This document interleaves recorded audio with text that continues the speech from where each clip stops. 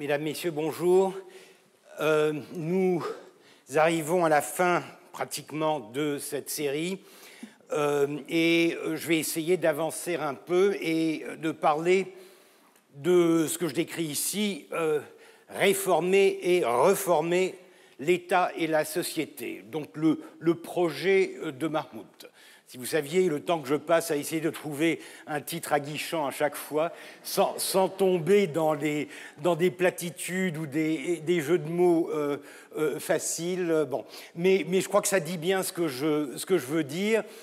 Nous parlons d'une révolution par le haut, nous parlons d'un souverain qui est en train de se reconstituer, de transformer la manière dont un souverain est perçu dans le système ottoman, et qui, de ce fait, est en train de modifier ou de tenter de modifier le système à sa guise.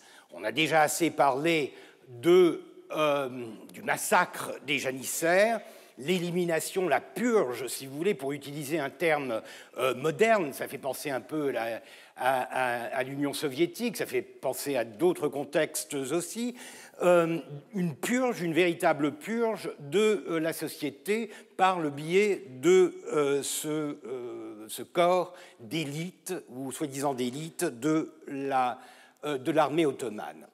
Je vous ai choisi, alors là je ne peux pas trouver toujours exactement ce qu'il faut en tant qu'image, mais j'ai trouvé une belle image qui est un peu plus tardive, vers 1840, par un certain Hubert Sattler. C'est un Autrichien dont la spécialité, semble-t-il, était une des lubies du XIXe siècle, très très populaire, les cosmoramas. Il peignait des cosmoramas et ensuite il les exposait à Vienne. Et donc il voyageait énormément pour reproduire des scènes de sites célèbres et de villes célèbres. Et voici une partie de son cosmorama de Constantinople, d'Istanbul. Si je l'ai choisi, c'est pas uniquement parce que c'est joli et que ça a des couleurs, c'est aussi parce qu'on y voit, je ne sais pas si vous vous souvenez de la scène que nous avions la semaine dernière, de Mahmoud accompagné de son Serasker, Hüsrev Pacha, se rendant au Seraskerlik, au Seraskera, c'est-à-dire au ministère de la Guerre. On avait vu cette porte assez typique à grand auvent qui ressemble en fait à la Sublime Porte. C'était la porte d'entrée de ce qui est aujourd'hui le campus de l'Université d'Istanbul, ce qui était à l'époque le Eski Saray, le vieux sérail. Et on y voyait donc, on était exactement de l'autre côté en fait de cette porte. Vous voyez, la voici cette porte. Cette porte est donc la nouvelle porte de cette institution qu'il a créée, non seulement l'armée, puisque effectivement il a transformé l'armée, mais c'est la structure même, le fait d'avoir un généralissime à la tête de l'armée, le premier étant le fameux Hüseyin Aga Pacha qu'on avait vu dépeint par Champmartin, cet ancien janissaire qui avait épousé la cause de son maître et qui était devenu l'instrument de la montée en puissance de Mahmoud. Donc, pour ceux que la topographie d'Istanbul intéresse, nous sommes au sommet de la tour de Bayazid, la tour qui existait avant, et c'était une tour plus ou moins consacrée aux janissaires, puisque c'était une tour d'incendie, c'est-à-dire qu'on y montait le guet pour les incendies qui étaient fréquents. On en a vu un exemple la semaine dernière. Les janissaires ayant la charge du corps des pompiers, cette tour était identifiée avec le corps des janissaires. Elle a été abattue après 1826 et ensuite rebâtie et rebaptisée tour du Seraskerat, tour du généralissime de l'armée. Et ce qu'on voit ici, ce sont bien sûr les anciens murs du palais, ce palais secondaire qui était utilisé essentiellement comme remise pour les dames d'un certain âge qui avaient vu de meilleurs règnes. Et là, vous avez la partie noble de la ville. On voit ici Hagia Sophia, Sainte-Sophie, la mosquée bleue ici, ici cette fameuse mosquée de Nur Osmaniye dont je vous ai parlé l'année dernière à cause de son style baroque, et on reconnaît ici sa cour en fer à cheval, en ovale, qui est très italienne, si vous voulez. Et ici, la mosquée de Bayezid, qui n'est pas aussi grosse qu'il ne paraît, c'est tout simplement un phénomène de perspective que Sattler ne maîtrisait peut-être pas tout à fait. Elle est magnifiée, elle est amplifiée du fait de sa proximité. Et toute cette section-là, d'ailleurs, vous voyez tous ces dômes, cette multitude de dômes, c'est le Grand Bazar. C'est le cœur le cœur économique de la ville, ce sont les han, ces édifices commerciaux, c'est le nerf, si vous voulez, financier et commercial de la ville. Ce qui est intéressant ici, bien sûr, c'est la reconversion de cet ancien palais, et la reconversion, on la voit bien ici, avec des tentes, c'est un camp militaire. Et pour les Ottomans, le camp est très important. Je vous rappelle que lors de l'événement heureux de 1826, Mahmoud, le sultan, et son entourage ont littéralement campé pendant près d'un mois pendant les opérations. Le fait de camper, le fait de quitter son palais et de se mettre sous la tente, c'est en fait un geste militaire, c'est le fait de se mettre en campagne et c'est le fait de souligner en quelque sorte le côté extrêmement militaire de cette révolution que nous avons déjà étudiée.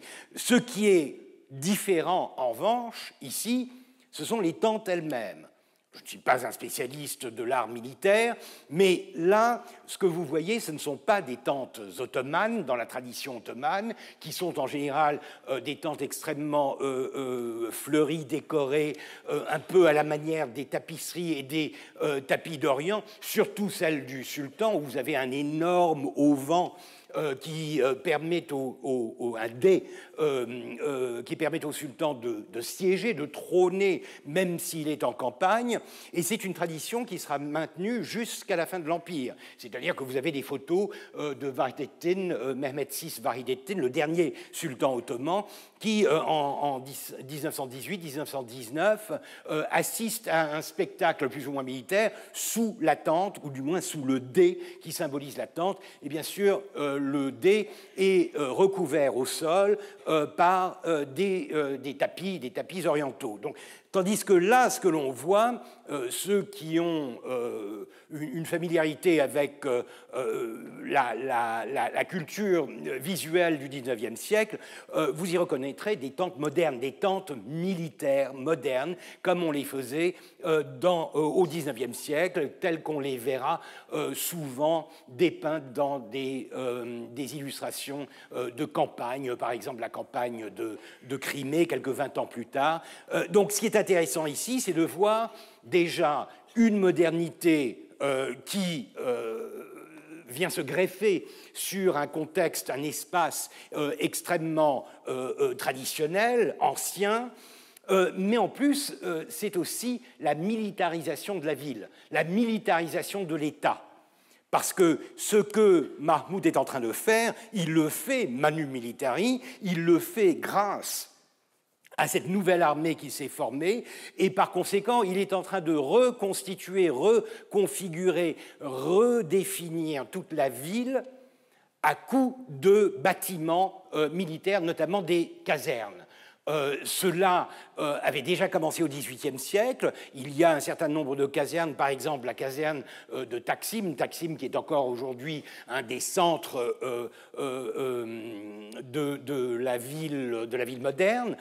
Les premières casernes de Taksim ont été bâties au XVIIIe siècle. De même, cette énorme bâtisse qui se trouve de l'autre côté du Bosphore, du côté de Üsküdar, entre Üsküdar et Kadıköy, la caserne de Selimiye, elle tient son nom de Selim troisième du nom, même si la bâtisse que l'on voit aujourd'hui et qui a apparemment la particularité d'être une des bâtisses militaires les plus grandes au monde, sûrement après le Pentagone, mais enfin, c'est une caserne mahmoudienne. C'est une caserne qui a été bâtie justement dans les années 1820 et 30 par Mahmoud. Donc toute la ville est entourée, mais aussi truffée à l'intérieur de casernes. Il n'y en a pas vraiment dans la vieille ville, la ville intramuros, mais vous en avez beaucoup du côté de Galata de Pera, sur les hauteurs, et vous en avez surtout tout le long du pourtour des murs de Constantinople, Rami, etc. Ce sont des bâtiments qui signifient en quelque sorte cette transformation de l'État en un État de plus en plus militaire. L'État s'arme. L'État s'arme et il le fait de manière systématique. Ça fait partie justement de la manière dont Mahmoud est en train de reconfigurer tout le système. Enfin, encore une fois, pour décrire la topographie de la ville, puisqu'on a toujours envie d'avoir un sens de l'espace, là, vous avez les murs maritimes, les murs qui longent la mer de Marmara jusqu'au château des Sept Tours. Donc c'est le coin, si vous voulez, des fortifications byzantines de Constantinople. À partir de ce point, les murs commencent à se diriger vers le nord et vers l'intérieur et rejoignent de l'autre côté la Corne d'Or. En face, vous avez donc Üsküdar qui est un peu plus à gauche, on ne la voit pas, c'est l'endroit le plus urbanisé, si vous voulez, mais dans un sens extrêmement traditionnel du terme, de la ville de Constantinople. Là, vous avez ce qui est ce qu'on appelle Fanaraki ou Fenerbahçe aujourd'hui, c'est-à-dire une petite langue de terre qui s'avance dans la mer de Marmara et au bout duquel se trouve un phare, d'où le nom Fanaraki ou Fenerbahçe, le jardin du phare, le petit phare ou bien le jardin du phare.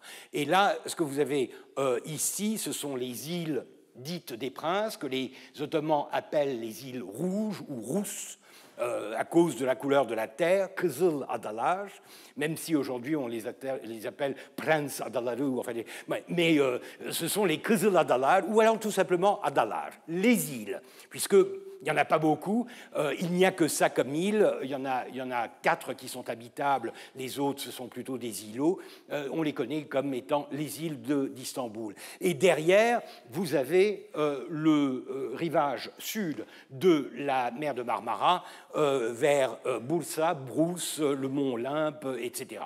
L'Olympe anatolien, bien sûr, à distinguer de l'Olympe grec.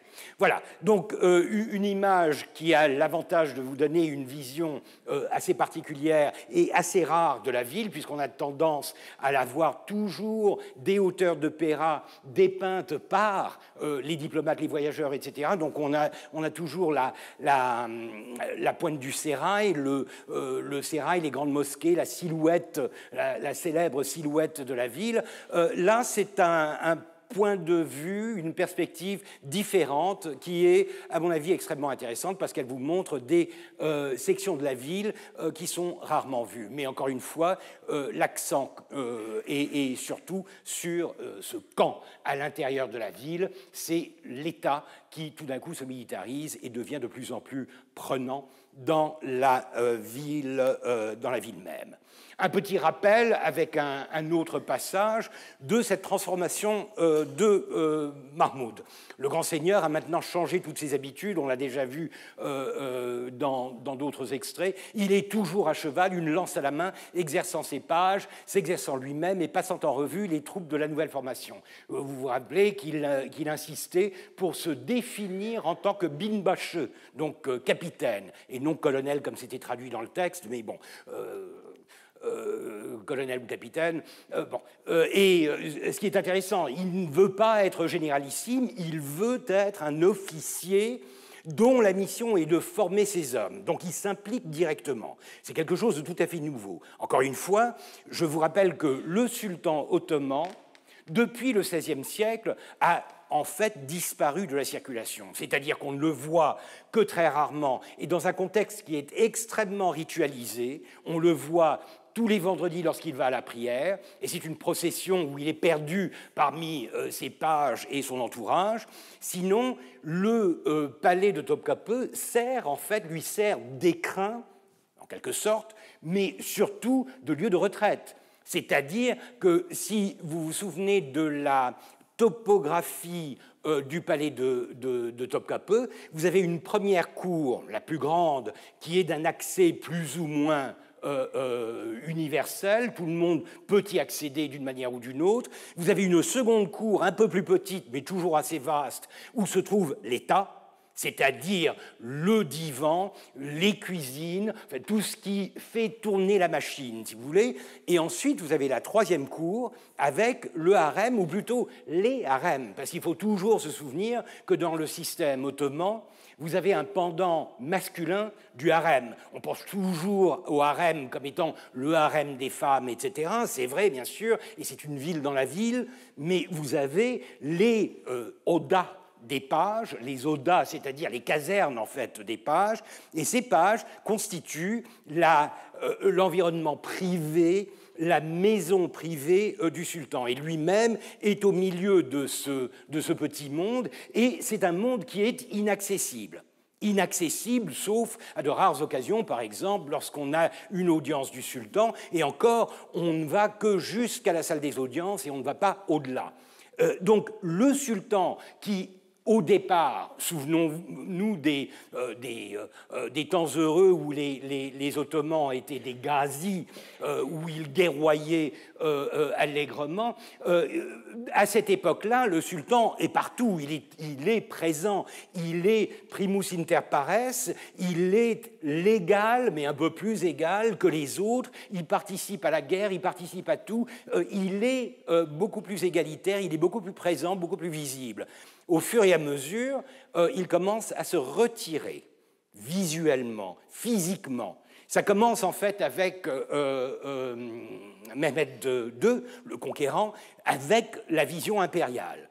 On commence à sublimer en quelque sorte l'identité du sultan. Ça n'est plus un ghazi parmi les ghazis, c'est le sultan. Et par conséquent, on le voit moins, on accède moins à sa présence, et même s'il participe à des campagnes, ce qui le rend quand même visible jusqu'à un certain point, c'est toujours dans une ritualisation, dans une organisation qui le coupe de l'univers du commun des mortels. Donc, et à partir de la fin du XVIe siècle, une fois que les campagnes sont aussi arrêtées, ou du moins que le sultan ne va plus en campagne, le sultan est complètement confiné à son palais et n'en sort que pour la cérémonie d'investiture et pour la prière du vendredi. Et bien sûr, les deux pieds devant à la fin d'un règne.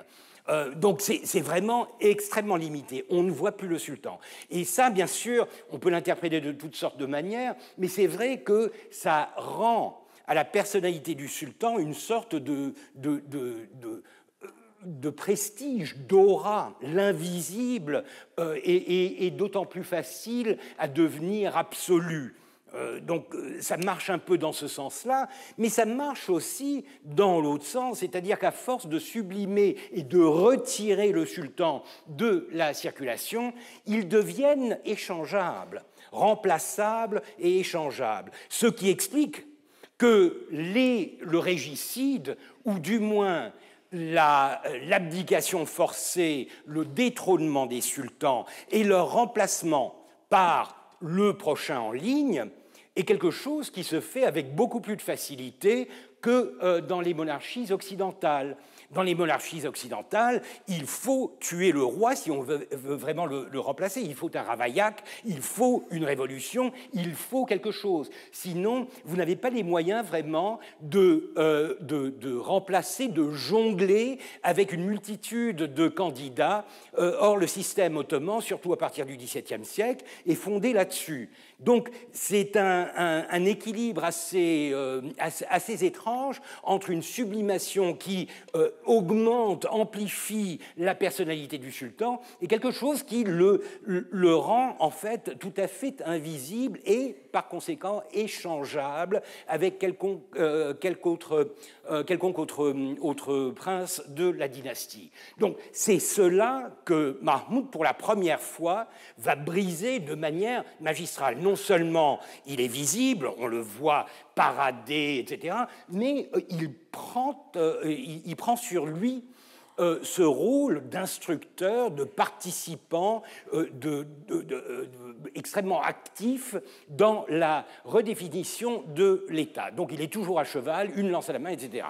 Mais ce même changement de vie lui inspire un ton de gétance qui, quelquefois, alarme ses ministres. Alors pour ceux d'entre vous, et j'en étais, qui ne savent pas ce qu'est la gétance. C'est pas tous les jours qu'on utilise ce terme. La gétance, bon, on le devine, c'est une forme d'arrogance. Hein.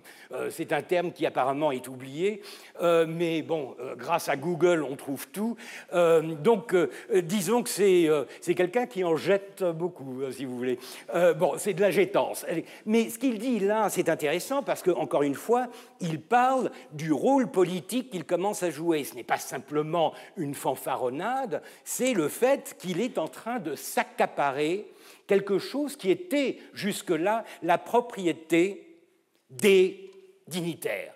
Parce que c'est ce qui surprend toujours dans le système ottoman, le fait qu'on appelle ça le despotisme oriental, etc. Mais en fait, le sultan est extrêmement fragile, extrêmement limité dans sa capacité à régner vraiment. Il règne, mais il ne peut pas vraiment diriger. Il est souverain, mais il n'est pas forcément capable de gérer la situation puisqu'il doit s'en remettre à des institutions, il doit s'en remettre à des personnages, à des factions, et c'est comme ça que la politique ottomane marche. De là à dire que c'est une politique ou un système représentatif, non, bien sûr, on n'en est pas là. Mais ça n'est pas un despotisme qui pourrait se traduire par une forme d'autocratie concentrée dans un seul personnage. Or, ce que l'on voit en ce moment, c'est que Mahmoud est en train de se constituer en autocrate. Il est en train d'essayer de se construire en autocrate, ce qui, à l'avenir, va inspirer d'autres sultans, par exemple Abdulhamid à la fin du siècle. Donc un ton de gétance qui quelquefois alarme ses ministres. On sent bien que les ministres se disent « Mon Dieu, le système est en train de changer, on est en train de perdre le contrôle plus ou moins corporatiste que nous avions sur le système, il est en train de jouer tout seul au sultan. Il parle en calife des anciens temps. Donc, on voit bien qu'il est en train de se... Encore une fois, j'insiste sur le terme, en anglais, fashioning oneself, se façonner, se construire. Il est en train de construire une image de lui qui est en train de puiser dans tout ce qui est disponible en matière de rhétorique et de symbolique politique. C'est-à-dire que, d'un côté, il va piocher dans le répertoire occidental, et on le verra avec le costume, etc. Mais d'un autre côté, il n'hésite pas à utiliser les références les plus traditionnelles. On l'a vu pendant l'événement, toutes ces références à l'islam, mais plus que cela, il pose en calife.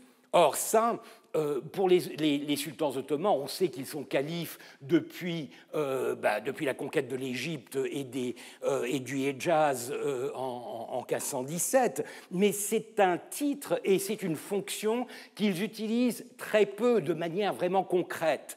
Le fait de déployer l'étendard du prophète et ensuite de jouer au calife des anciens temps, ça c'est une nouveauté, le calife des anciens temps, parce que là vous vous référez en fait à l'islam dans ses débuts, ce que les musulmans et les ottomans appellent le Asr Saadet, c'est-à-dire l'époque heureuse, l'époque du bonheur, une sorte de passé plus ou moins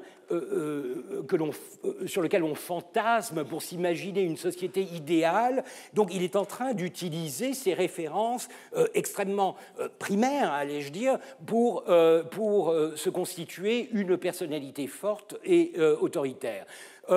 Et semble ne connaître plus d'obstacles depuis qu'il a brisé les janissaires. Le ministère, uni à la partie saine des oulémas, puisqu'on sait qu'ils sont tous fous, n'est-ce pas, joue le rôle de modérateur. Donc on voit, encore une fois, j'adore cette vision, même externe, même un peu ignorante des Occidentaux, parce qu'ils essayent de comprendre. C'est la curiosité. Et par conséquent, ils essayent de voir comment ça marche, comment le système marche, et ils voient qu'il y a un jeu d'équilibre et que les oulémas, qui l'avaient soutenu au départ dans sa destruction des janissaires, sont en train maintenant de se rendre compte qu'ils risquent d'aller un peu trop loin et que par conséquent, il faut essayer de l'engager à se modérer, à modérer son enthousiasme et à essayer d'équilibrer ses tentations, ses velléités autoritaires.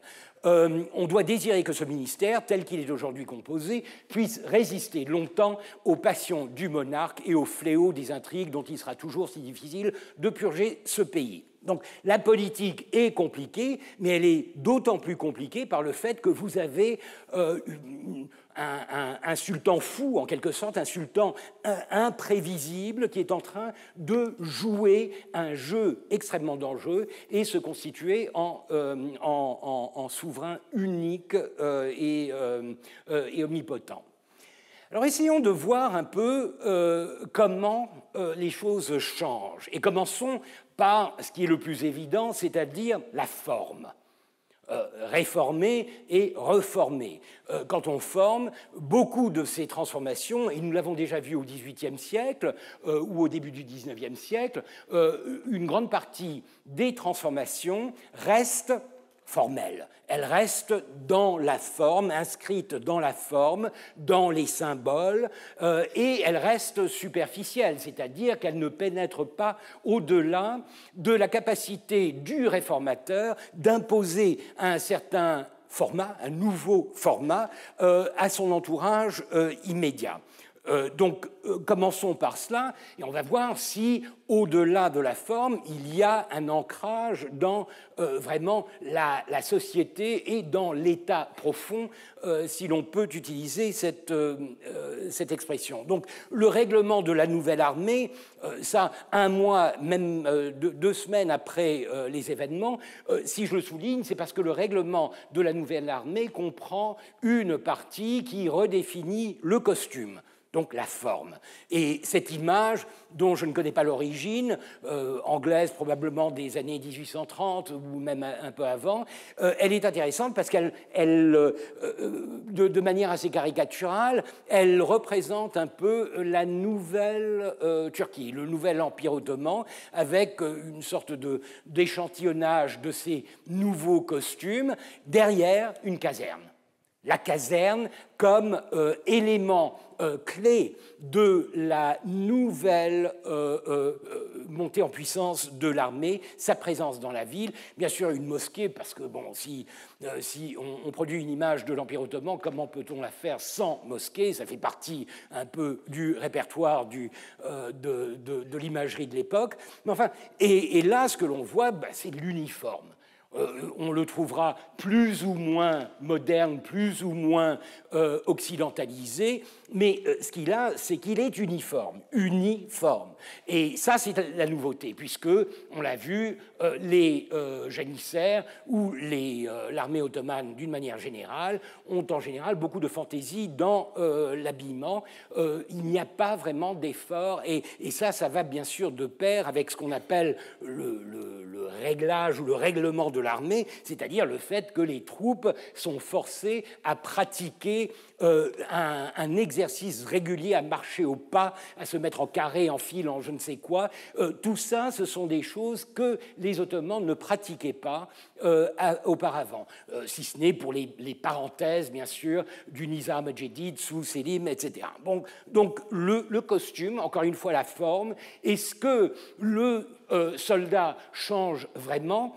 Oui et non. On a beaucoup de témoignages qui prouvent que d'abord, ils ne sont pas très performants, puisque on ne peut pas du jour au lendemain se créer une nouvelle armée, d'autant plus que ce sont de nouvelles recrues. On essaye de faire avec ce qu'on a sous la main et de remplacer une armée qu'on a éliminée. Donc forcément, il va y avoir des couacs, des problèmes. Sont-ils vraiment convaincus de ce qu'ils sont en train de faire? Pas forcément, mais d'un autre côté, il y a beaucoup de témoignages, encore une fois, de ces diplomates et observateurs occidentaux qui parlent d'enthousiasme de la population. Par exemple, et ça je crois que c'est quand même assez parlant, il y a un passage d'un de ces rapports dont je raffole où le droguement ou le diplomate, je ne sais plus qui c'était exactement, raconte que se promenant dans les rues de Constantinople, il était tombé sur un groupe d'enfants qui jouaient à l'armée et qui imitaient en quelque sorte ce qu'ils voyaient de plus en plus sur les esplanades de la ville, c'est-à-dire de marcher au pas, de s'armer, etc. Et voyant un Français, ils lui ont dit « Viens donc nous apprendre à nous exercer ». Donc, je pense que ce genre de témoignage, ça ne s'invente pas. Et si les enfants dans la rue jouent à la guerre, jouent à l'armée, jouent aux soldats de plomb, c'est que quelque part, jusqu'à un certain point, il y a une sorte de transmission de ce nouvel enthousiasme du sultan au travers de l'armée jusqu'à certaines couches populaires.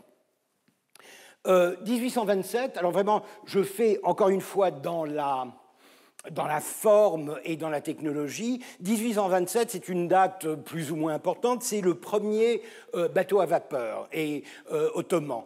À l'époque, ils les appelaient, avant de les appeler vapor ou vapur, tiré directement de l'italien et non pas du français. Quand on le tire du français, à la fin du siècle, on commence à les appeler des vapeurs. Donc vapor, vapur, vapeur. Mais à l'origine, ils s'appelaient bou. Bou, et bou, B-U-G, l'unul U, en turc, c'est la vapeur. C'est la vapeur. Donc, apparemment, la première tentative a été de décrire la situation par un vocable turc. Et le premier de ces bateaux, acquis en 1827, fut bien sûr consacré au sultan. Il fut nommé Surat, ce qui veut dire vitesse, célérité. Donc ça va exactement dans l'air du temps. Et le sultan s'en servit pour faire quelque chose que les sultans ne faisaient jamais, un voyage. Un voyage, et pas n'importe où, et surtout pas la porte à côté, puisqu'il est allé en Crète. Donc, premier voyage impérial. Encore une fois, je vous rappelle que le sultan, quand on parle de voyage pour un sultan, on peut tout au plus parler d'un petit tour du côté de la mosquée d'une ou une autre mosquée de la ville pour le vendredi. Ce n'est qu'au XVIIIe siècle, avec l'ouverture du Bosphore, le Bosphore devient une grande avenue, en quelque sorte, de la ville, avec des résidences de pachas, des résidences de sultanes, et s'établissant le long du Bosphore et le long de la Corne d'Or. C'est là que la ville devient un peu plus pratiquée, si vous voulez, dans son ensemble, et les sultans se déplacent aux eaux douces d'Europe, aux eaux douces d'Asie, etc. Mais ce sont des petites sorties, des petites promenades en ville qui n'ont rien de très significatif. Or là, pour la première fois, le sultan quitte la ville, il quitte Istanbul, et pas pour une campagne. Encore une fois, il ne sortait plus en campagne depuis la fin du XVIe siècle, donc c'est quelque chose de tout à fait nouveau. Le sultan qui s'en va en tournée, parce que, encore une fois, c'est un colonel, n'est-ce pas, c'est un capitaine, donc on voit bien que s'il a l'intention de prendre un bateau et d'aller voir la Crète, pendant que la guerre fait rage en Grèce, ce qui est quand même un risque, puisqu'il va devoir traverser toute la mer Égée, qui est infestée de corsaires et de combattants grecs, il va jusqu'en Crète, et c'est une tournée d'inspection. C'est quelque chose de tout à fait nouveau. C'est le sultan qui commence à découvrir son empire. Non qu'il aille jusqu'au Hejaz, au Yémen, mais quand même, c'est un grand pas en avant. Mais ce qui est encore plus surprenant, c'est que ça se répète.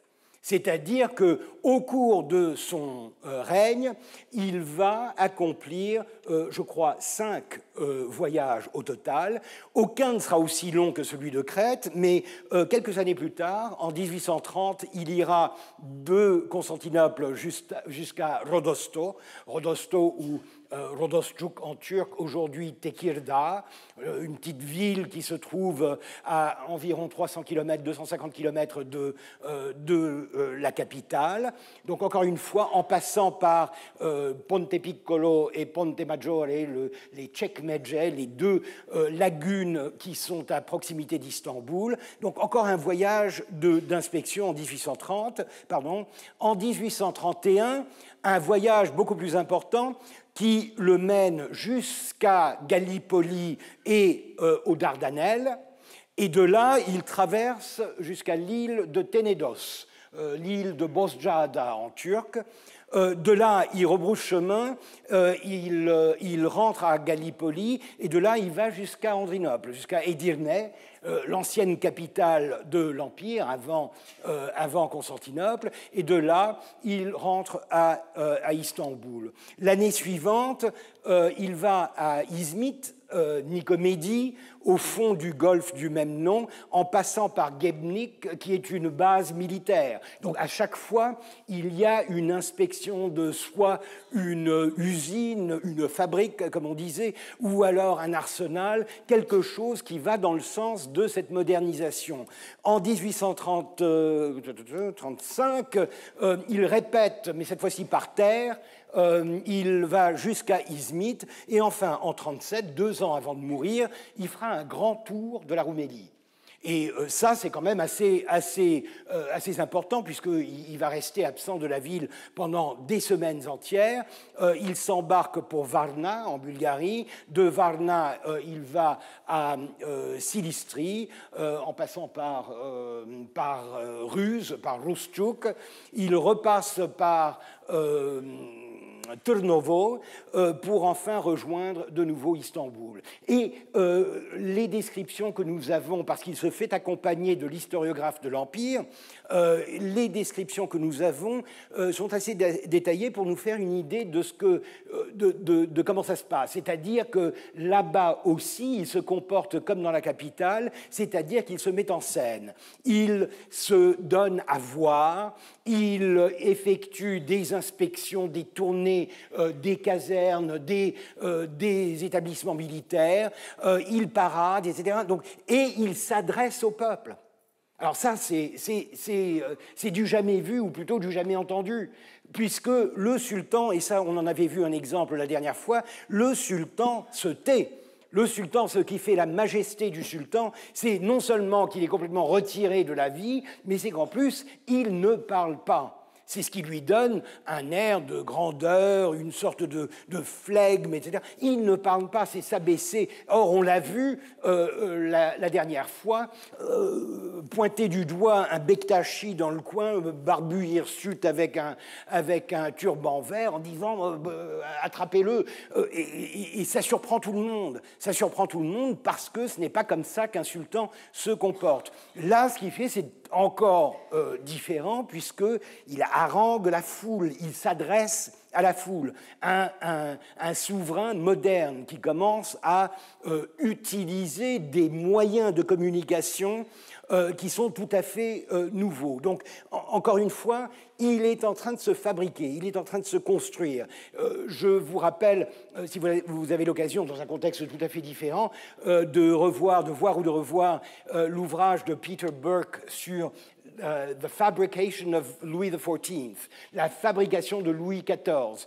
C'est un excellent ouvrage, très illustré, et pour cause, où Peter Burke essaie d'expliquer comment l'image de Louis XIV s'est constitué pendant son très long règne, en commençant par ses pas de ballet en tant que prince ou roi soleil sur la scène, jusqu'à son masque mortuaire de 1715. Tout ça, ça fait partie de la construction de quelque chose qui n'existait pas avant, d'un caractère d'un personnage politique qui est conscient de son désir et de ses capacités à communiquer sa présence, sa vision, son regard à un peuple. Évidemment, on en verra des exemples avec Mahmoud II. Vu la différence entre la culture visuelle en Occident et celle des Ottomans, ça ne prend pas les proportions de Louis XIV. Notamment, il faudra vraiment attendre la République pour voir les premières statues émerger dans l'Empire ottoman. C'est surprenant, il se modernise énormément, mais contrairement aux Égyptiens qui, dès les années 1850-60, vont pratiquer l'art de la statue et vont par conséquent ériger des statues de Khedive, etc., les Ottomans ne vont pas le faire. Il n'y a qu'une exception, une petite statue équestre d'Abdulaziz, avec une histoire assez drôle derrière. Mais enfin, ça, on en parlera dans 3 ans, lorsqu'on parlera des années 1860. J'exagère, enfin, à peine. Mais donc, c'est une construction orientale, c'est une construction avec les moyens du bord, mais c'est une construction qui reste quand même extrêmement radicale, extrêmement différente de la rhétorique, de la symbolique que les Ottomans possèdent jusque-là. Alors, la réforme de l'uniforme et du costume, et là, je distingue de ce que nous avions vu au début, ce n'est pas simplement l'armée, c'est toute l'administration, toute l'armée, pas seulement Asaraki le Mansouré, mais toute l'armée, toute la bureaucratie à qui l'on impose le nouveau costume. En fait, il a même commencé par l'imposer aux oulémas. C'est-à-dire qu'il a imposé aux membres du clergé, entre guillemets, d'abandonner le turban, d'abandonner le caftan, d'abandonner tout ce que l'on associe avec la physionomie orientale, si vous voulez, des docteurs de la loi, et il leur a imposé la redingote étriquée, le pantalon, etc. Apparemment, ça n'a pas duré très longtemps, il y était allé un peu trop fort, disons. Mais pour le reste, on leur impose, alors cette image qui est assez touchante parce que c'est un album ottoman, alors quand on dit le règne du sultan Abdul Mahmoud, on voit bien que c'est un admirateur d'Abdul Hamid qui est en train de rétroprojeter l'Abdul de son propre maître sur un de ses prédécesseurs, mais en gros, c'est ça, c'est le pantalon, c'est la redingote qu'on va finir par appeler la stambouline, une sorte de redingote un peu étriquée. Ce sont bien sûr ces rajouts, la ceinture, les épaulettes, etc. Et c'est bien sûr le fez qui changera de forme, mais qui en gros restera plus ou moins le même. Le fez qui est un bonnet de feutre dont la spécialité est entre les mains des Tunisiens. L'importation des fez se fait essentiellement de Tunisie. C'est en Tunisie que au XVIIIe siècle, parce que beaucoup de gens portent le fez ou la calotte ou le bonnet, notamment les Grecs. Les Ottomans parfois la portent avec un turban autour. Mais après 1829, ça devient en quelque sorte le couvre-chef national, celui qui est imposé. Et bien sûr, le sultan va devoir faire établir une Feshane, c'est-à-dire une maison de fez, en fait le nom d'une usine dont la spécialité sera la fabrication des fez à l'intention de ce nouveau marché, celui de toute la petite bureaucratie, de toute l'armée de l'Empire qui se met à porter ces nouveautés. Alors, Mahmoud lui-même joue énormément avec cette vision extrêmement formelle de la modernité à travers le costume. Il décrète, en plus il joint à ce décret qui transforme l'habit, les habitudes vestimentaires de la bureaucratie et de l'armée, il y adjoint des conseils vers le fait d'éviter le luxe, par exemple. C'est-à-dire qu'il voit dans le nouvel uniforme, dans le nouveau costume, une sorte d'économie, puisque le costume traditionnel ottoman est un costume où l'on peut faire des folies en utilisant des tissus extrêmement précieux, notamment des importations des Indes, des châles des Indes, etc., qui tout d'un coup font flamber les prix. Il faut se rendre compte que dans une société qui est encore pré-industrielle, il n'y a pas grand-chose dans lesquelles on puisse investir en matière de luxe. C'est-à-dire que les signes extérieurs de richesse, ils sont limités. Ils sont limités notamment à tout ce qui est bijoux, pierreries, etc. Alors on incruste tout de pierreries pour faire riche, les selles des chevaux, les pommeaux des sabres, etc. Et puis surtout, on investit et on thésaurise en fait les tissus, les tissus extrêmement précieux, les brocarts, les velours, les châles, les cachemires. C'est ça, quand vous regardez un peu les inventaires après décès de dignitaires ottomans, vous verrez tout de suite qu'une grande partie de la valeur est conservée dans justement ce genre d'investissement, c'est-à-dire des vêtements, des textiles et bien sûr des pierreries et des bijoux.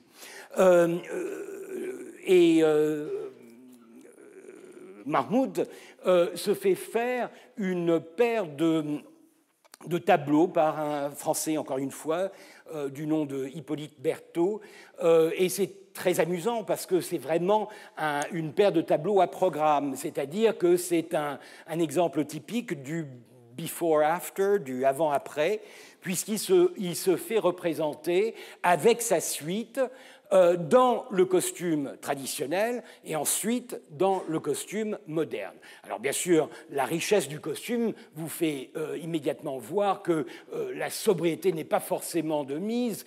On peut bien sûr utiliser des textiles et des objets extrêmement précieux pour avoir un costume moderne, mais quoi qu'il en soit, le fait qu'il ait commandé ces deux tableaux, malheureusement on n'a pas de date exacte pour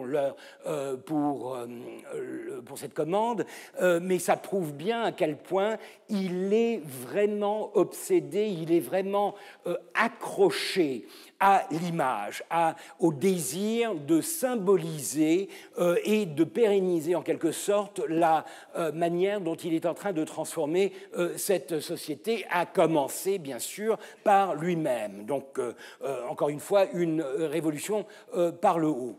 Et c'est là qu'on voit des textes assez amusants, et encore une fois, ce sont les étrangers qui vous offrent ce qu'il y a de plus intéressant quand il s'agit de critiquer ou d'examiner avec un œil critique les transformations de l'époque, puisque, encore une fois, nous n'avons pas de petits pamphlets ottomans circulant, défendant l'ancien costume contre le nouveau, etc. La voix de l'opposition, la voix du petit peuple, la voix de ceux qui ne font pas partie de cette modernité, malheureusement, on ne l'entend que trop rarement. Mais en revanche, vous avez un type extraordinaire, ce Dobignosc, un ancien grognard. Donc déjà, c'est un militaire donc, qui a fait toutes les campagnes napoléoniennes qui, en 1836, si je ne me trompe, est recruté par les Ottomans pour participer justement à l'entraînement et à la transformation des troupes. C'est un ouvrage en 2 volumes où il parle justement de la Turquie nouvelle, et il parle donc des réformes de Mahmoud. Ce qui est amusant chez Dobignosc, c'est qu'il est un peu, disons, un peu fou, quoi. C'est un type c'est un original, si vous voulez, et il y a beaucoup de réformes qu'il trouve extrêmement nuisibles au futur et au sort de l'Empire. Et le chapitre, il est très court, le chapitre que je préfère dans son ouvrage, c'est celui qu'il consacre, le chapitre 10, aux grandes moustaches.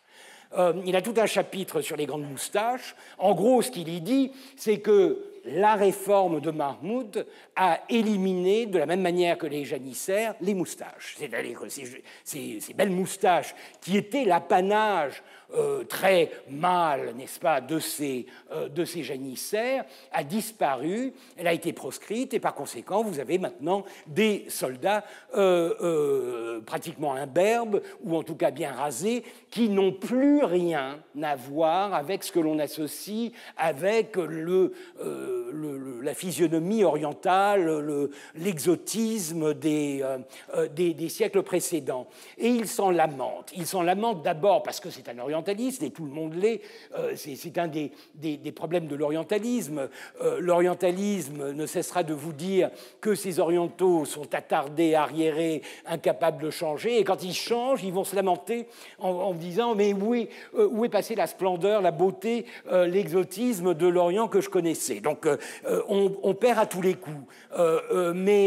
Et ça, c'est un phénomène extrêmement courant au XIXe siècle. Vous avez énormément de voyageurs, d'observateurs, etc., qui se lamentent sur la disparition de l'Orient qu'ils aimaient, de l'Orient qu'ils voulaient. C'est d'ailleurs pour cela, je vous en avais montré une image, qu'en 1852, à peine 25 ans après la destruction des janissaires, qui était quand même un mouvement politique, une décision politique extrêmement radicale, les Ottomans vont devoir se constituer un musée du costume ancien, dont la collection est en fait une série de mannequins en bois vêtus des costumes des janissaires. Pourquoi ? Parce que le touriste demande, parce que les visiteurs à Constantinople veulent voir la ville qui a disparu, veulent voir cet exotisme oriental. Donc Dobignosc, c'est ça, mais c'est aussi le fait que dans sa tête, la moustache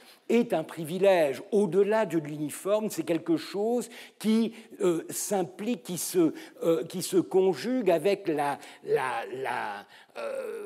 bravoure, j'allais dire bravitude, des soldats, et que par conséquent, en leur retirant ça, on leur retire en quelque sorte leur masculinité, on leur retire le privilège qu'avaient certains de pouvoir arborer cette moustache qui en disait long sur leur valeur. Et donc il a tout un chapitre où il essaye de convaincre Mahmoud d'au moins accepter une sorte d'amendement à ce nouveau règlement par lequel les plus méritants auraient le droit de porter la moustache. Mais dans le même ouvrage, il parle du costume, et là, vous voyez quelque chose qui est encore une fois très typique du 19e, ce tiraillement entre le désir de les voir changer et le fait de leur refuser le droit de changer, en parlant des orientaux. C'est-à-dire le fait de dire que, en gros, l'uniforme moderne, les formes modernes, quelles qu'elles soient, qui sont importées d'Occident, elles sont propres à l'Occident, et par conséquent, si un oriental commence à les imiter, il finira par avoir l'air d'un singe. C'est-à-dire que ça n'est pas adapté à leur personnalité, à leur caractère. Encore une fois, un essentialisme tout à fait typique de l'orientalisme. Donc, en négligeant cette considération, on a rendu ridicule un peuple qui en imposait encore, il y a peu d'années, par une belle représentation. Aujourd'hui, il fait peine à voir. L'ampleur des anciens vêtements masquait ces infirmités acquises, parce qu'en plus ils sont difformes, n'est-ce pas? Ils ont les jambes arquées, etc. à cause le cheval. Tout, c'est de l'anthropologie essentialiste. Hein, je veux dire, c'est les habits serrés, les dessines et les rendent apparentes. Ajoutez que tous sont gauches dans leur nouvel accoutrement. Donc toutes sortes de références extrêmement négatives à quelque chose qui est à cheval entre le fait d'usurper en quelque sorte quelque chose qui est propre au monde civilisé et la perte de la nature même de ces individus, gênés dans leurs habits et manteaux brodés, sortis de la mode de tailleurs inhabiles, ne sachant pas porter les épées ou sabres, partis obligés de leur costume d'apparat, ils sont honteux eux-mêmes d'une métamorphose qu'ils jugent bien ne pas leur être favorable et ils semblent partager l'hilarité, etc. Donc certains, ils les nomment Réchid Pacha, et Réchid Pacha, c'est quand même l'un des personnages les plus importants de cette réforme, notamment sous le successeur de Mahmoud, lorsqu'il est engoncé dans son costume occidental, ils ont l'air de singes, dit-il. Bon. Mais ce qui est intéressant, c'est de voir que c'est une opinion qui est partagée aussi par certains membres de la classe dirigeante. Mustapha Réchid Pacha, justement, celui dont on parlait à l'instant, est censé avoir dit, donc en se dépouillant de ses anciens vêtements, dit encore une fois le comte de Bois-le-Comte, qui a été envoyé en mission en Orient en 1833-34 et qui envoie des rapports circonstanciés à Paris, il dit « En se débrouillant de ses anciens vêtements, l'homme rejette en arrière son passé, prend un esprit et une existence nouvelle. Mais sans parler des regrets que laisse la beauté du costume oriental, la gêne et l'humiliation que le Turc éprouve dans nos vêtements modernes lui ôtent une partie de sa fierté. » de son énergie, de son caractère national. Et ensuite, il cite ce qu'il attribue à Réchid Pacha. Ce n'est pas seulement le corps qui est resserré et comprimé dans ses étroits vêtements, disait Réchid Pacha, c'est l'âme tout entière.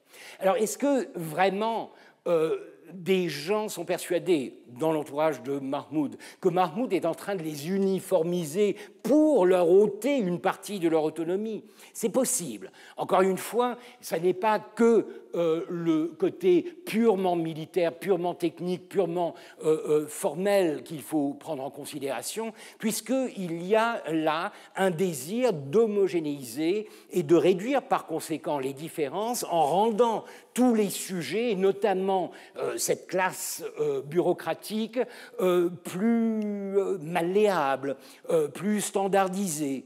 Donc la modernité, après tout, c'est un peu ça. C'est-à-dire que la modernité en Occident, elle aussi, elle amène énormément de nivellement, si vous voulez, de différences qui, à l'époque, faisaient l'apanage de certaines classes, de certaines professions, etc. Et par conséquent, elle efface, elle gomme des différences qui pourraient avoir une valeur sociale, une valeur culturelle beaucoup plus importante. Est-ce que Mahmoud est conscient de ce qu'il est en train de déconstruire, en quelque sorte, le dignitaire ottoman? Je ne sais pas, mais je pense que, encore une fois, en faisant confiance à ces observateurs occidentaux et à leurs petits rapports qui toujours ont un rapport avec la vérité, avec même très anecdotique, je pense que c'est quelque chose qu'il faut prendre en compte lorsqu'on étudie, en quelque sorte, l'impact social de toutes ces transformations. Je vous le disais, l'une de mes passions est la nécrophilie, allais-je dire, puisque je travaille énormément sur l'art funéraire ottoman, l'épitaphe, etc. Et j'ai constaté statistiquement, entre guillemets, mais quand même, Nicolas Vatin, s'il est là, me confirmera, on a quand même travaillé sur un corpus de stèles assez important pour que ce soit au moins de la pseudo-statistique. J'ai constaté que vers la fin du XIXe siècle, la tradition ottomane d'avoir un couvre-chef tend à disparaître. Pourquoi? Parce qu'avec la réforme de 1829, vous voyez tout de suite un reflet sur les stèles, c'est-à-dire que les stèles commencent à s'orner de fez. Et ça, vous le voyez dans les décennies qui suivent, mais de moins en moins. Et pourquoi?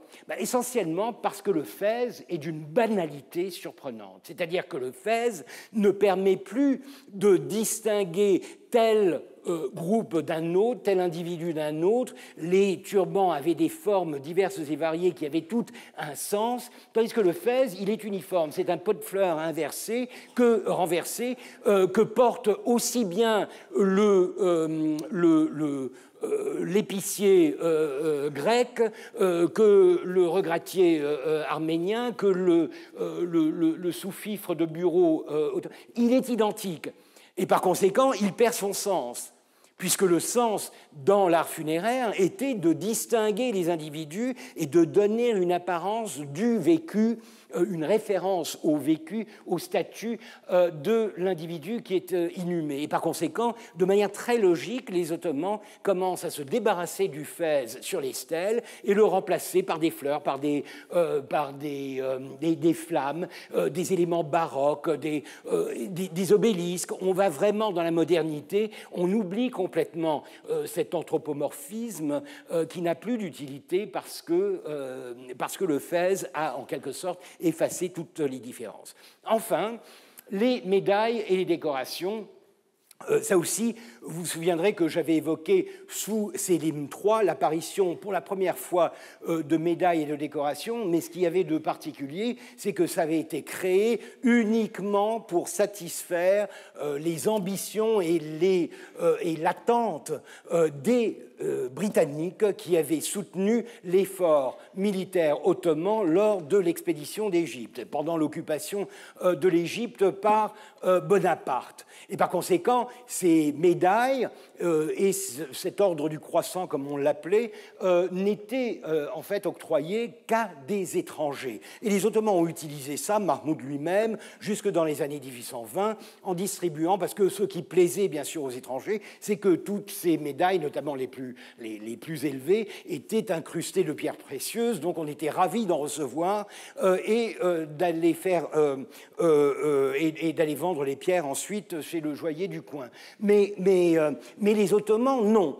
Et ce que Mahmoud va faire, c'est qu'il va utiliser cette symbolique moderne pour un usage domestique. Et pour cela, il va utiliser un monument, un bâtiment qui lui-même va être très profondément chargé d'une symbolique liée à la destruction des janissaires. Je veux parler de la mosquée de Nusretiye qui se trouve à Toprane, je vous en montrerai une image.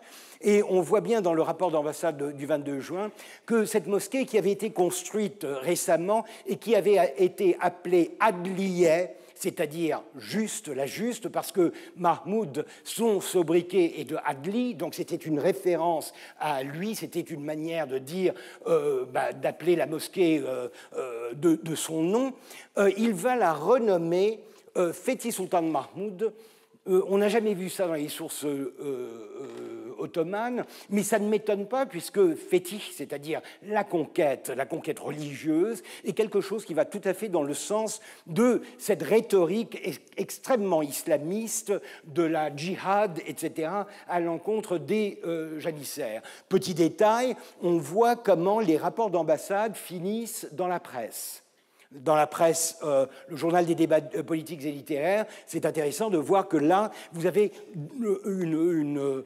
ce qui veut dire que le Quai d'Orsay est en train de nourrir la presse à travers ces rapports diplomatiques qu'il reçoit.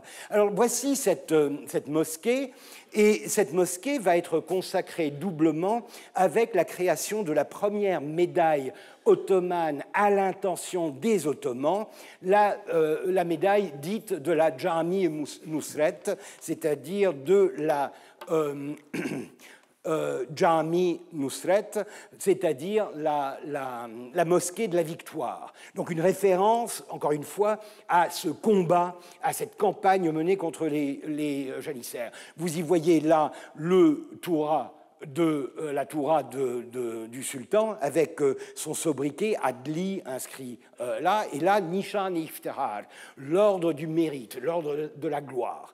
Donc c'est vraiment quelque chose qui va dans le sens des médailles militaires que l'on connaît en Europe à cette époque-là, qui débutent vraiment en Europe aussi. Au XVIIIe à peine, on a déjà les ordres, mais les médailles c'est beaucoup plus rare. Donc le XIXe siècle est un siècle très militarisé où ce genre de symboles sont importants. Et elle a apparemment un tel succès qu'on la trouve assez facilement sur le marché, mais surtout j'ai trouvé une pierre tombale, encore une fois ma nécrophilie me fait découvrir, et ça voilà ce que j'appelle l'anthropomorphisme un peu distordu des Ottomans, le fait que la stèle, pour accueillir un texte de plus en plus important, commence à prendre des formes un peu rondelettes. Donc là, c'est presque, c'est ce qu'avec Nicolas on appelait la contrebasse, je crois. Et au sommet, vous avez un cou, et sur le cou, vous devriez avoir le couvre-chef. Malheureusement, il a été cassé. Mais ce qui est intéressant dans ce cas, c'est que le détail, là, vous montre quelque chose qui est encore anthropomorphique, c'est-à-dire qu'on a reproduit en pendant au cou de l'individu la médaille qu'il avait apparemment reçue, ce qui est vraiment un tournant décisif dans l'usage, dans l'utilisation de ces symboles par les Ottomans, puisque maintenant ce sont des Ottomans, pur sang si vous voulez, qui commencent à recevoir et à apprécier ces symboles. Encore une fois, une sorte de militarisation, de standardisation et de contrôle par le haut des classes dirigeantes.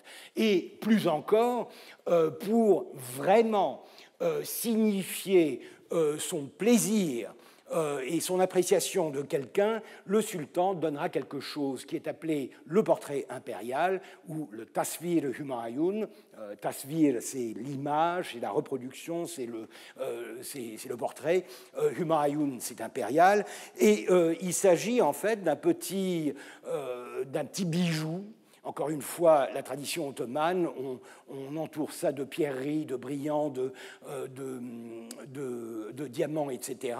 Et au milieu, vous avez le sultan qui lui-même porte une de ses décorations, bien sûr l'une des plus riches, arbore le magnifique fez rouge et est représenté en costume, c'est-à-dire en uniforme, avec les boutons dorés, des épaulettes, je ne suis pas sûr, mais en tout cas un col extrêmement décoré qui fait penser à la magistrature d'aujourd'hui. Bon, c'est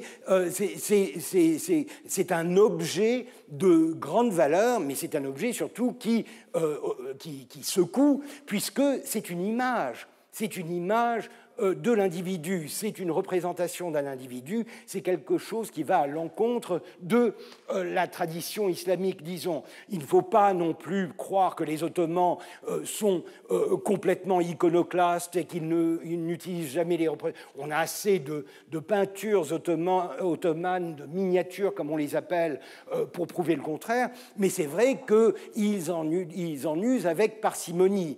Ce n'est pas comme en Iran, par exemple, où les Qadjars, déjà, mais avant eux, les Safavides, ont une tradition de l'image qui est très forte, avec des panneaux, des fresques, des tableaux, et ce, jusqu'à l'usage qu'ils feront de la photographie, qui sera toujours beaucoup plus sophistiquée que celle des Ottomans. Donc les Ottomans n'utilisent pas en public l'image, les références, les albums de miniatures sont en général pour une consultation privée au palais, entre amis, etc.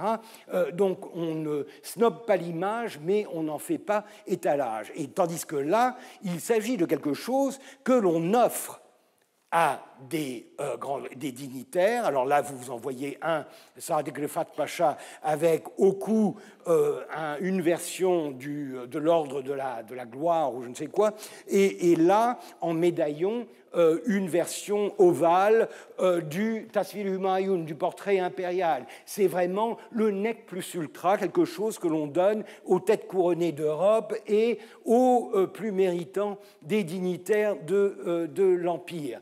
Et c'est donc une représentation du sultan, et ça dès 1832. Et vous trouverez beaucoup d'images, y compris celles du fameux Mustapha Reshid Pacha, que l'on voit là, n'est-ce pas, dans son costume étriqué qui est censé le faire ressembler à un singe de Noël, en tout cas, si l'on en juge par les décorations, puisqu'il y en a un peu partout, et vous reconnaîtrez probablement ici la plaque de la Grand Croix de la Légion d'honneur. Donc, il commence à pratiquer aussi l'échange des décorations, ce qui est un premier pas vers une diplomatie extrêmement participante, extrêmement active, extrêmement présente dans les rituels internationaux. Cet individu, malheureusement, je ne sais pas qui c'est, mais en tout cas, vous voyez dans les deux cas que le costume est un costume extrêmement riche, un costume sobre dans sa conception, c'est-à-dire que c'est un uniforme militaire, mais que l'on arrive à enrichir par l'apport de toutes sortes d'épaulettes en or, de décorations, de broderies, de Brandenburg, de tout ce qu'on veut qui signifie le statut. Donc, encore une fois, s'il a évoqué la sobriété comme un des objectifs de cette réforme, il est clair, comme c'est toujours le cas, que ce qui part d'une idée de sobriété finit par trouver sa propre rhétorique de la distinction et de la hiérarchie pour s'adapter à des besoins qui sont profondément ancrés dans la société. Mais ce petit portrait, donc en 1932, le petit portrait portable, et là, on sent bien qu'il a vraiment voulu provoquer, puisque le premier à recevoir le portrait impérial a été le cheikh l'Islam, c'est-à-dire la tête du clergé. Donc c'était vraiment le fouet dans l'œil, si vous voulez, du parti musulman, du parti islamique conservateur, en obligeant ce digne représentant de l'islam dans l'État ottoman à accepter et à arborer le portrait du sultan, cette espèce de camée qui devait lui pendre au cou. Mais au-delà de cela, ce que Mahmoud va faire de vraiment révolutionnaire, et là, ça va au-delà de ce compromis entre le public et le privé que sont les décorations, il va faire accrocher son portrait en majesté dans des édifices publics, notamment dans des casernes et à la Sublime Porte. C'est-à-dire, c'est un peu la tradition très monarchique occidentale d'avoir un portrait du souverain dans les lieux qui revendiquent une appartenance à l'État. Célimieh, la grande caserne, l'énorme caserne sur la rive asiatique, ensuite la caserne de Taksim et enfin la Sublime Porte, c'est-à-dire les bureaux du Grand Vizirat vont se voir dans les semaines qui suivent donc la fin du mois de juillet 1936, vont se voir décorés du portrait impérial. Alors quel est-il ce portrait ? Le voici. C'est le seul qu'on connaisse parce que la plupart de ces portraits, après la mort de Mahmoud, vont être décrochés et retirés du regard du public, puisqu'ils sont très mal reçus. C'est une des raisons, parmi tant d'autres, que Mahmoud sera appelé par le petit peuple, et ça on le sait, Giavur Padishah, le sultan Giaour, le sultan infidèle, le sultan chrétien en quelque sorte, celui qui a bravé tous les interdits de l'islam, qui a provoqué tous les interdits de l'islam et qui est allé jusqu'à se faire représenter dans des espaces publics en majesté, bravant ainsi les interdits coraniques. Et ce portrait, il est assez classique dans sa rhétorique très occidentale, puisqu'on reconnaît les draperies, derrière une sorte de silhouette de la ville, une table avec de nouveau une draperie en velours par-dessus, le sultan dans un riche uniforme moderne, avec un geste qui est quand même assez parlant. Il commande, il montre le chemin. Enfin, il y a toutes sortes d'interprétations possibles, et il tient en plus, bien visible pour le lecteur, même si c'est un gribouillis infâme, parce qu'on ne sait pas, c'est un peintre occidental, donc il ne sait pas reproduire l'écriture arabe, mais on reconnaît quand même son chiffre, ça tout là, c'est un décret, donc c'est le décret. Alors quel décret? C'est un décret qui institue telle ou telle chose, mais enfin, c'est la voix du sultan, c'est l'écrit du sultan, c'est le sultan qui commande et par le geste et par l'écrit. Et une jeune historienne de l'art américaine, Ali Tendrop, a récemment publié un petit article où elle déclare, elle pense avoir trouvé une inspiration possible pour ce tableau, qui est un tableau de Napoléon. Un tableau de Napoléon où, vous voyez, cette pose est tellement, entre guillemets, universelle qu'on ne peut pas savoir si vraiment... Mais c'est une possibilité, puisqu'il y a encore la même grammaire, si vous voulez, d'avoir, dans son cas, ce sont des plans, puisqu'il est en train de rénover Bruxelles, donc ce qu'on voit derrière la fenêtre, c'est la ville de Bruxelles, etc. Mais il est possible. Alors ça, encore une fois, je pense que quand on parle d'histoire de l'art et qu'on fait des comparaisons, qu'on essaye de lier des objets entre eux, il faut un peu plus qu'une simple ressemblance pour vraiment affirmer avec quelque certitude cette parenté. Mais il est possible qu'on trouve un jour, par exemple, une missive d'un ambassadeur ottoman à Bruxelles qui aurait vu ce tableau ou qui l'aurait vu je ne sais où et qui l'aurait envoyé, copie à Mahmoud. Enfin bon, quoi qu'il en soit, c'est un tableau de majesté à l'occidental. Et voici plus tard, Schlesinger, c'est un Alsacien, Schlesinger, fera un portrait, encore une fois, en majesté de Mahmoud, qui rappelle énormément les tableaux de ses contemporains. Je pense notamment à Louis-Philippe, encore une fois, exactement la même chose, une colonne, une draperie,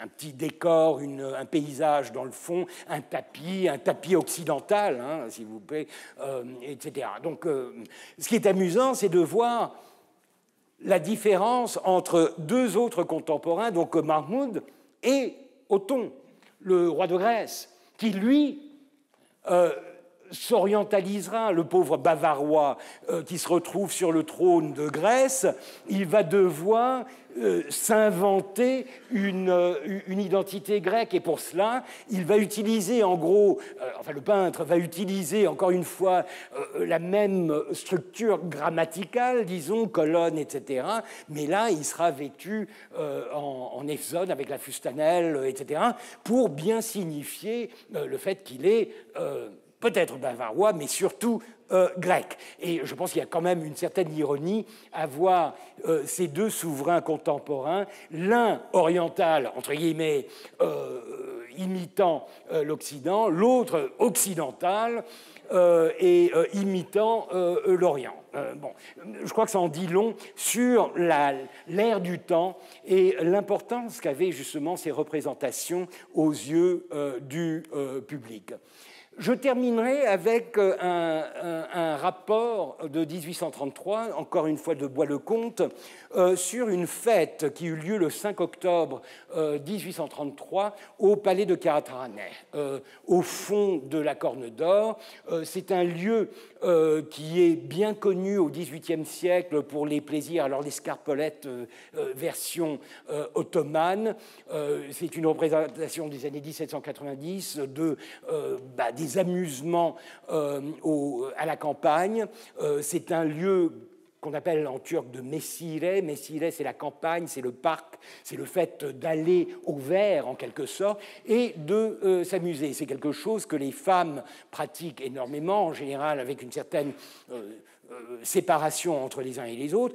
Les bassins font partie justement de ces éléments architecturaux qui ont été entre guillemets, importé d'Occident par Yilmisekiz Mehmet Çelebi en 1720. Il est revenu avec sous le bras plein d'ouvrages d'architecture sur Versailles, sur Marly, etc. Et voilà le palais. Alors le palais, on le voit, voici une représentation occidentale de la même scène, en quelque sorte, avec de nouveau les eaux douces, c'est ce qu'on appelle en français les eaux douces d'Europe. Les Ottomans n'ont jamais utilisé ce terme, ce n'est pas les tatlı-sular, etc., ça ne se dit pas, mais voilà donc Karatanê. Alors ce que ce rapport a de particulier, c'est que tout d'abord, il est excessivement amusant. Et on a bien le droit de s'amuser de temps en temps. Il est très vivant. Encore une fois, c'est un de ces documents que je savoure particulièrement parce qu'il est plein de petits détails qui sont fascinants, mais avec un comique, une ironie que je trouve particulièrement intéressante. Alors, le début est assez classique. On arrive, on s'installe. Vous avez la liste de tous les pachas et de tous les envoyés qui sont là. Petit détail intéressant, il insiste sur le fait que les petites ambassades, les petites puissances n'ont pas été invitées, c'est-à-dire l'Espagne, les États-Unis, la Hollande, etc. Et il l'explique de la manière suivante. Il dit que ce sont les seules ambassades auxquelles ils peuvent encore appliquer le dédain qui les caractérisait à l'époque. Vous vous souviendrez que j'avais parlé l'année dernière de cette hospitalité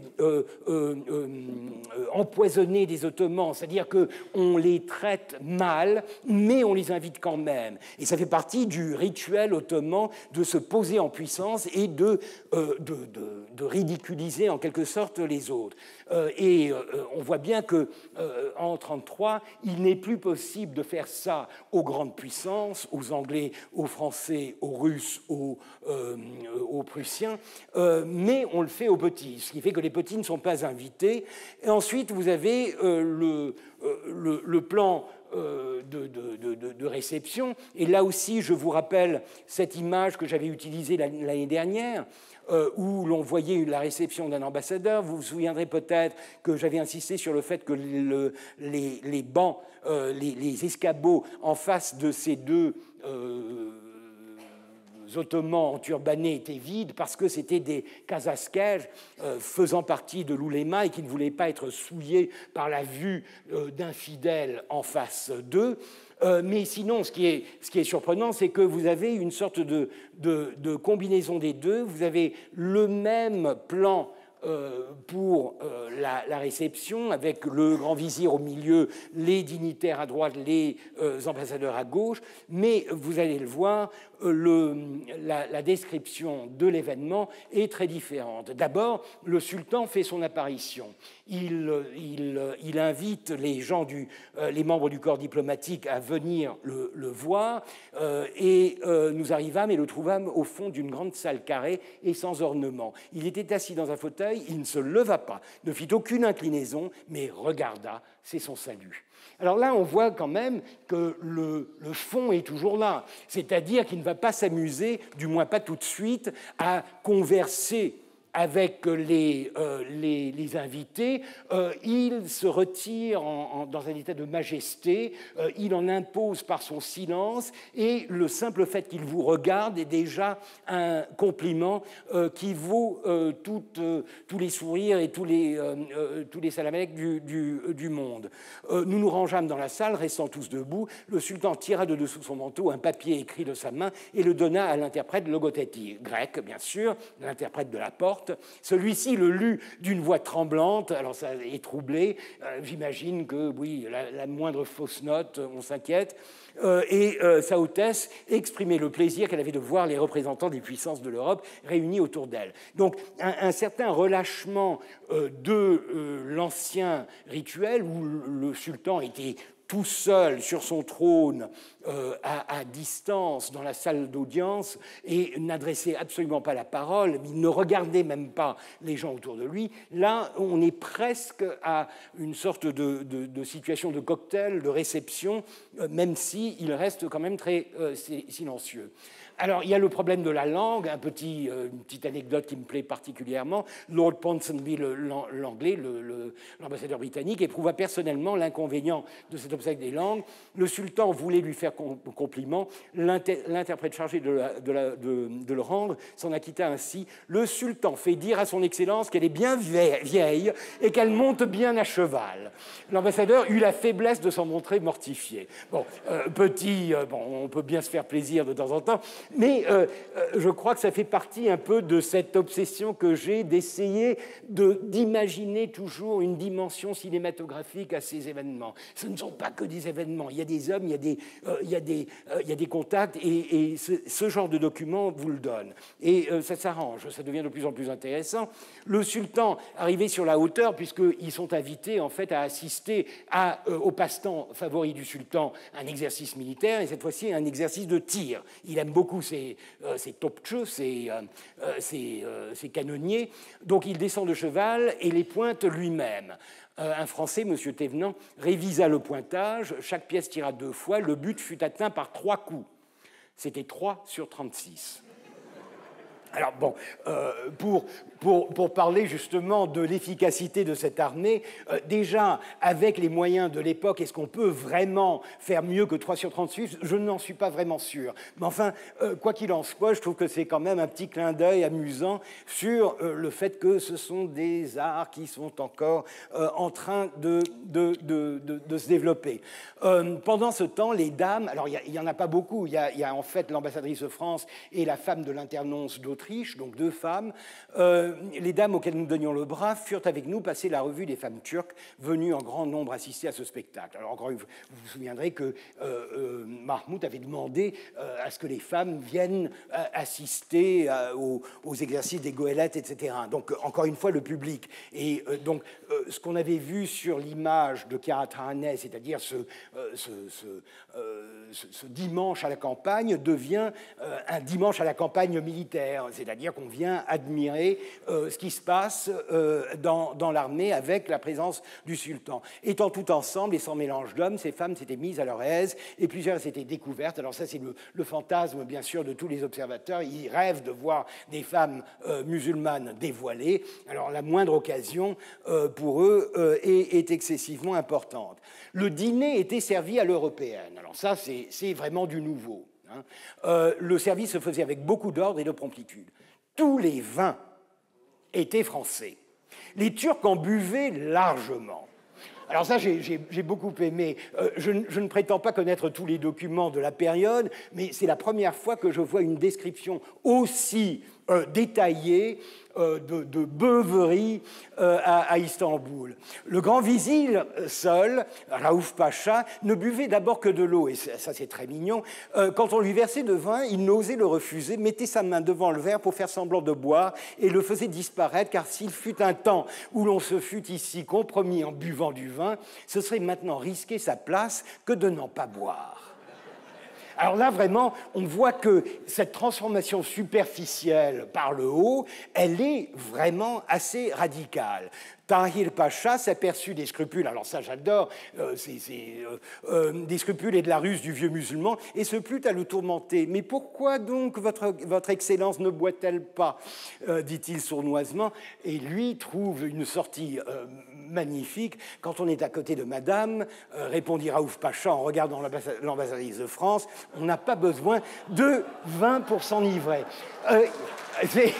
Alors c'est magnifique parce qu'ils apprennent en quelque sorte l'art de la cour. C'est quelque chose qui...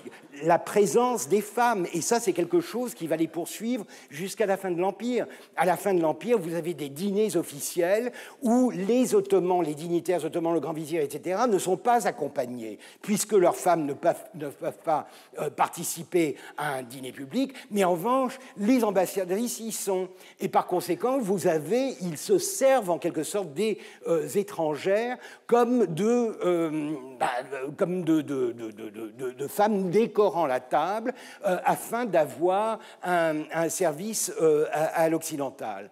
Le dîner était à peine commencé qu'on annonça que le sultan venait nous visiter. Au moment où il allait paraître, l'ambassadeur de France porta son verre à sa santé. Il disait « porter la santé » à cette époque-là. Il se montra aussitôt. Alors, il n'attendait que ça, apparemment, derrière le rideau, le toast.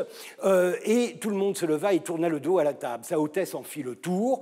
Elle s'arrêta un moment devant l'ambassadeur de France et le remercia d'avoir bu à sa santé. Le grand vizir prit cet instant pour lui présenter Madame l'ambassadrice. Le sultan lui fit un salut européen et continua. Et ça continue. Il rencontra quelques pas plus loin le vieux drogement d'Angleterre, Chabert, le seul qui ait conservé le costume oriental. « Comment, lui dit-il, vous n'avez pas encore quitté ce vilain costume? Voyez-moi, il y a longtemps que je l'ai abandonné. » Sa hôtesse n'adressa la parole à aucun autre des convives. Elle était souriante et très gracieuse. « Il faut en convenir, dit Lord Ponsonby, l'ours est bien déguisé. » En sortant de la salle du festin, le sultan fut dîné de son côté. Il se fit servir 3 espèces de vin de France, mais en but 7 fois avec modération. Bon. C'est un passage que je dédie à mon ami et collègue François Georgeon. Je vous avais parlé de lui, je crois qu'il est dans la salle, je vous avais parlé de lui la semaine dernière. Il travaille sur les Ottomans et l'alcool, et je crois lui avoir fourni quelque chose qui ira bien s'insérer dans son anthologie du vin et des Ottomans. Le dîner reprit, les Turcs buvaient de plus en plus. Le premier médecin de sa hôtesse, surtout, quoique homme de loi, alors c'est un ouléma, et second personnage de l'ouléma, était très animé et sortant de ce ton de réserve qui ne permet aux Turcs de quelque distinction de ne parler qu'à voix basse, il faisait avec de grands éclats conversation avec le Selasker placé de l'autre côté de la table. Donc vraiment, c'est un autre monde. Et c'est ce que... c'est la suite aussi, enfin je ne vais pas m'éterniser, je n'ai plus qu'une minute, mais cette conversation fut interrompue par un trait de courtisan du Selasker, Houssef Pacha, qui avait déjà dans les 85 ans à l'époque. Madame de Sturmer, c'est-à-dire la femme de l'internonce, lui en dit qu'elle écrirait en Europe le bonheur qu'elle éprouvait de voir le sultan dès le second jour de son arrivée. Le Selasker se leva de table et fut immédiatement le répéter au sultan. Il revint bientôt et annonça à Madame de Sturmer à quel point son maître avait été flatté du compliment. S'adressant alors à Madame l'ambassadrice, il la fit prier de l'employer à faire boire le grand vizir. Ils en sont encore là. Le grand vizir n'a toujours pas bu. Et son voisin, celui-ci ne se prêta qu'à boire un peu de vin blanc, le pauvre. Alors, mais après avoir répondu au toast de l'ambassadeur par celui de toutes les puissances, il se leva et porta le verre, mais à la santé des dames. Donc, je terminerai avec cette petite courtisanerie, comme il disait, du Serasker. Encore une fois, c'est drôle, c'est amusant, mais c'est quand même assez parlant. C'est-à-dire que c'est un phénomène d'émulation, encore une fois par le haut, on finit par renverser complètement les normes et se convaincre de ce que si l'on commence à boire, on va vraiment changer la face du monde. Ce qui est souvent vrai, mais pas dans le sens qu'il le pensait à cette époque-là. Mais enfin, je continuerai donc et je terminerai la semaine prochaine avec une sorte de synopsis du règne de Mahmoud II afin de préparer le terrain pour ce qui sera le sujet central de l'année prochaine, les Tanzimat, c'est-à-dire le gros morceau de modernisation et de transformation qui sera initié le 3 novembre 1839 avec la proclamation du décret des Tanzimat. Je vous remercie. Bonne journée.